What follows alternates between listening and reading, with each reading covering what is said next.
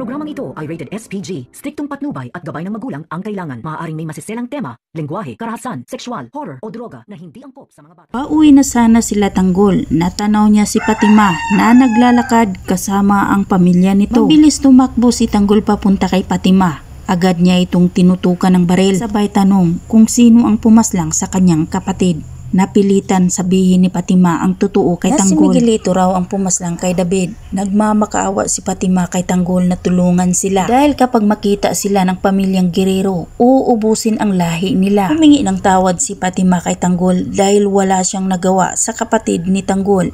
Nagmamakaawa man si Fatima kay Miguelito, ngunit hindi nakikinig sa kanya.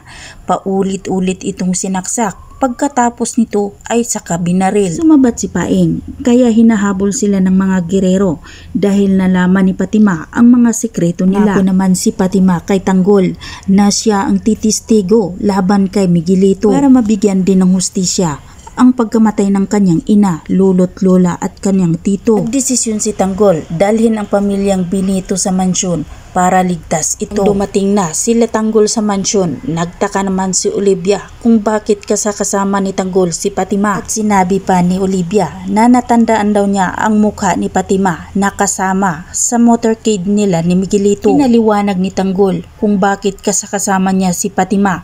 Sinabi lang naman niya na si Fatima mismo ang nakakita kung paano tinapos ni Miguelito si David. At si Miguelito rin ang pumatay sa kanyang ina, lolo't lola at ang kanyang tito. Gusto lang ng pamilyang Benito na mabigyan ng hustisya ang kanilang pamilya na nawala. Dito na naisipan ni Olivia na gagamitin nila si Fatima sa meeting di Abansi para mapabagsak sila Miguelito. Handang magsalita si Fatima sa publiko at ibubunyag ang mga pamilyang Guerrero. Sa kabilang banda, halos sasabog sa galit si Don Gustavo nang malaman nila na mas lamang si Tanggol sa survey. Sinabi ni Roberto na kailangan na raw mawala ni Tanggol bago pa man ang halalan. Tinawagan niya si Lucio at sinabing kailangan nang mawala ni Tanggol bago pa man mangyari ang eleksyon. Desisyon rin si Lucio na si Santino ang tatapos kay Tanggol. Punta si Santino at Lucio sa meeting di Abansi ni Tanggol at nagpanggap ito na supporter. Pero tinawag ni Olivia si Fatima para magsalita. Dito na ibinunyag lahat ni Fatima ang nalalaman niyang sekreto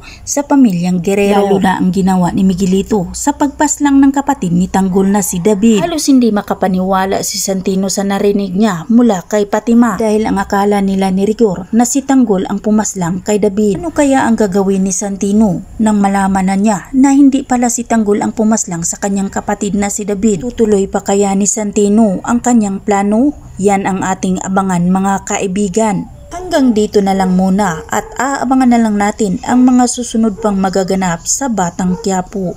At wag po sana ninyong kalimutan na i-like, i-share at pahingi na rin ng isang subscribe. Maraming salamat!